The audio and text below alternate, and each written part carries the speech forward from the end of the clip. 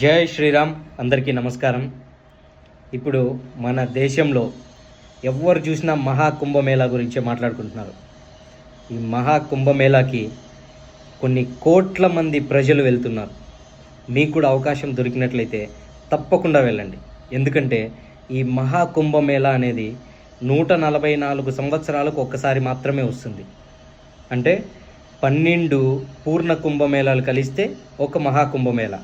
కాబట్టి ఏ ఒక్కరు కూడా జీవితంలో దీన్ని 2 సార్లు చూడలేరు, తర్వాత వెళ్దాంలే అనుకోవడానికి. అసలు చాలామందికి వాళ్ళ జీవితంలో ఈ మహాకుంభమేళా అనేది రావడం కూడా సంభవించదు. మనం అదృష్టవంతులు కాబట్టి మన జనరేషన్లో వచ్చింది.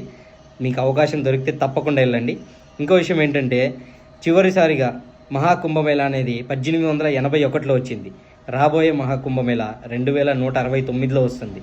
కాబట్టి మీరే డిసైడ్ చేసుకోండి. 1% అవకాశం దొరికినా కూడా తప్పకుండా వెళ్ళిరండి. ఈ మహాకుంభమేళా జనవరి 13న మొదలైంది, ఫిబ్రవరి 26వ తేదీన పూర్తవుతుంది. ఓకేనా? తప్పకుండా మీరు ఒక్కసారి మహాకుంభమేళాకి వెళ్ళి రావడానికి ప్రయత్నించండి. ఓం నమః శివాయ. జై హింద్.